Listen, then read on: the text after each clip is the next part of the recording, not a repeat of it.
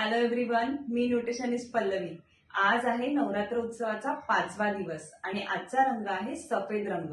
सफेद रंग हा शांतता आणि शुद्धतेचं प्रतीक मानला जातो। चला तर मग आपणही आपल्या आहारात सफेद रंगाच्या पदार्थांचा समावेश करून आपला आहार परिपूर्ण करूया। जसं की दूध, दही, पनीर यासारख्या पदार्थांमध्ये भरपूर प्रमाणात प्रोटीन असते, त्यामुळे आपल्या शरीराला ताकद मिळते।